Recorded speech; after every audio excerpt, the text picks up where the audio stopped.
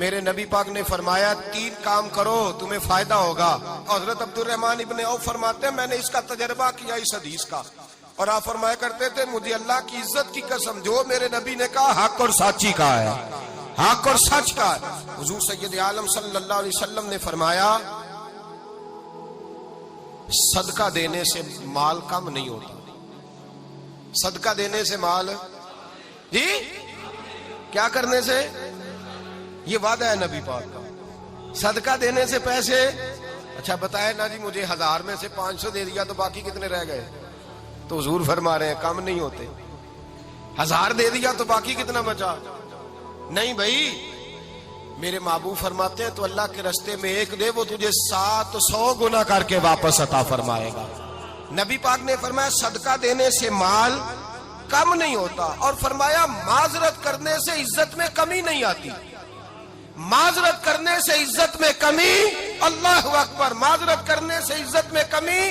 और हद कर दी मेरे हबीब ने, फरमाया तू रब की रिजा के लिए आजिज़ी कर, तेरे नबी का वादा है अल्लाह तुझे इज्जत अता फरमा देगा। तू झुक जा अल्लाह की रिजा, आजिज़ी इख्तियार कर, सादगी इख्तियार कर, सादगी आजिज़ी कर, तुझे अल्लाह। एक 2 बातें इसमें इरशाद, एक माजरत कर गलती हो जाए, और दूसरा पहले आजिज़ी की बात सुने।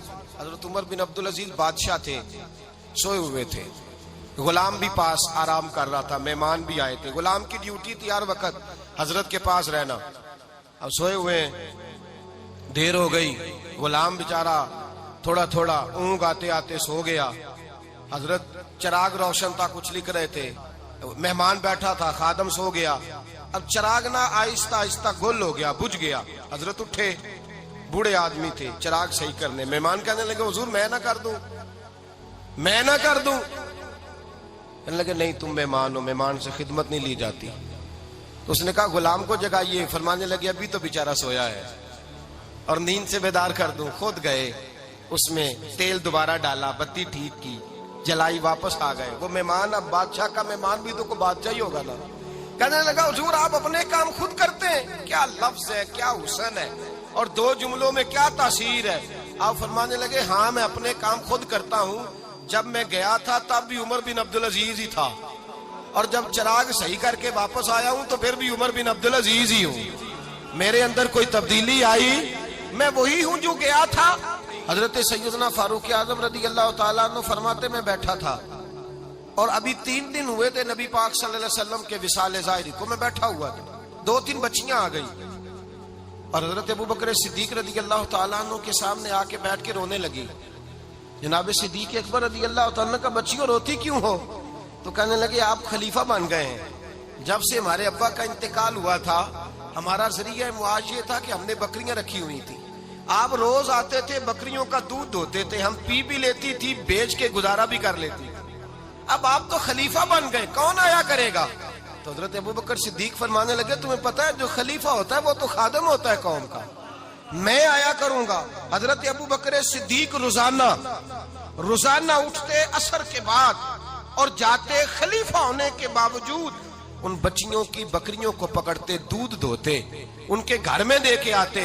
हजरत फारूक आजम जब भी देखते तो कहते अबू बकर तू पीछे आने वालों के लिए रास्ता बड़ा मुश्किल कर रहा है, बड़ा मुश्किल कर रहा है। जिगर राहे वफा में नक्श ऐसे छोड़ आया हूँ, मैं जिस मंजिल से गुजरा हूँ वो अब तक याद करती है।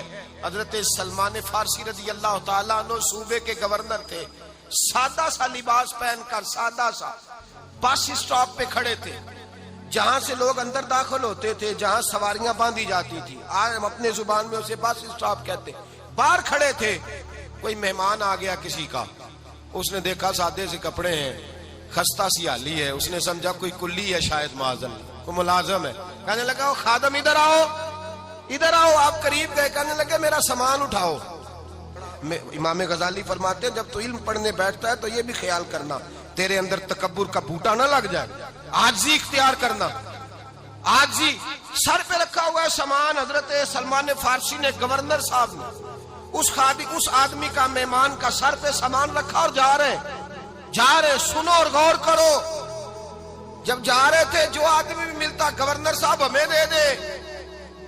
मेहमान परेशान हो गए, कहने लगे हुजूर आप गवर्नर है? फरमाने लगे नहीं, ये तो मेरा दुनियादारी का नाम है जो इन लोगों ने रखा हुआ है, असल मेरा नाम वही है जो तूने लेके पुकारा है, असल नाम वही है। तूने कहा गुलाम इधर आ, आप फरमाने लगे पहले मैं एक यहूदी का गुलाम था, फिर रब ताला ने फजल किया तो मैं मोहम्मद अरबी का गुलाम हो गया, रसूलुल्लाह का गुलाम हूं, और जब मैं नबी पाक का गुलाम हुआ हूं तो इस सारे सूबे का इमाम हो गया हूं, तो असल तो मैं गुलाम ही हुआ ना। दूसरा मेरे नबी पाक सल्लल्लाहु अलैहि वसल्लम में एक तो आजिज़ी से इज्जत मिलती है, तकब्बुर से इज्जत, वो जो बंदा झिझकता है ना तेरे नेड़े जाने से, तू कहता मेरी बड़ी इज्जत करता है, वो इज्जत नहीं करता। शेर की इज्जत होती है कि खौफ होता है? बोले ना तो नहीं ना डर लगता। शेर का